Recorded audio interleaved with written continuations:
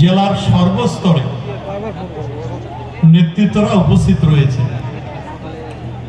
জেলা সভাপতি থেকে শুরু করে চেয়ারম্যান, মন্ত্রী মহাশয় থেকে শুরু করে জেলার নেতা, এমএলএ, বিধায়ক, ব্লক সভাপতি থেকে শুরু করে অঞ্চল সভাপতি, বুথ সভাপতি, শাখা সংগঠন থেকে শুরু করে সমস্ত স্তরের মা, ভাই ও বোনেরা, একটু 10টা মিনিট বসেন ভাই। ভালো দিন পর তোমরা আসছেন, আশিকে বা জানাচ্ছেন মাত্র। ওখানে যে গুন্ডার সর্দার, ডাকাতের সর্দার নিশীথ প্রামাণিক, যিনি চুলদারি রেখে মাচান বাবা সেজে ঘুরে বেড়ান, দুটো অঞ্চলের তৃণমূল কংগ্রেসের পার্টি অফিসটা বন্ধ করে রেখেছিল জোর করে। আজকে ভাবুন, রাজ্যের ক্ষমতা আসেনি, রাজ্যের সব এমপিতে জিতেনি, জেলার সব পঞ্চায়েতে জিতেনি, পঞ্চায়েত সমিতি জিতেনি, জেলা পরিষদ দখল করতে পারেনি। দুটো গ্রাম পঞ্চায়েত জিতে যে অত্যাচার টর্চারটা করছে, পার্টি অফিস আমাদের মসজিদ মন্দিরের মতো পবিত্র, সেই পার্টি অফিসে জোর করে বন্ধ করে রেখেছে।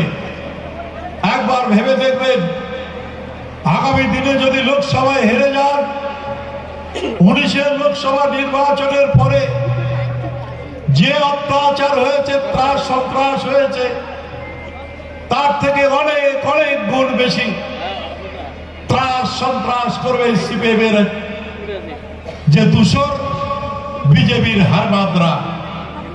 কারাই বিজেপি 2016 সালে তো ছিল না, 2018 সালে কেন্দ্রে কিন্তু আমরা ভালো রেজাল্ট করতে পারিনি।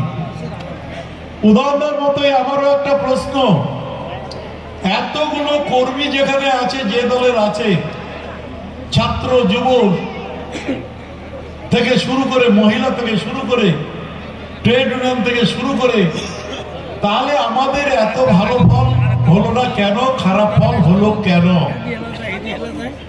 আজকে নিজেদের মধ্যে গুতাগুতি, খামচা খামচি, চিন্তার চিমটিতে আমাদের দলের ফল খারাপ হয়েছে, এটা অস্বীকার করার জায়গা নেই। পিছতে পিছতে পিঠ আমাদের দেওয়ালে ঠেকে গেছে, আর পিঠ পিছনে ঠেলার জায়গা নেই। এবার কিন্তু এগোতে হবে ভাই।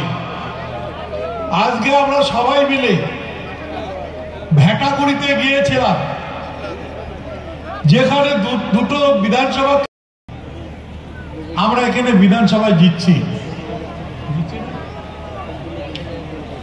2013 সালের পঞ্চায়েত নির্বাচনে জেলা পরিষদ, পঞ্চায়েত সমিতি, গ্রাম পঞ্চায়েত 3 স্তরেই আমরা ভালো রেজাল্ট করেছি।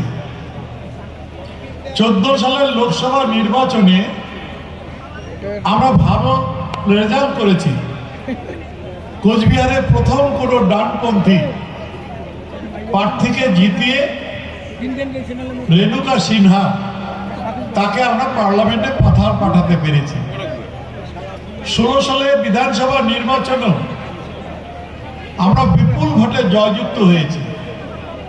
18 সালের পঞ্চায়েত নির্বাচনেও বিপুল ভোটে আমরা জয়লাভ করেছি।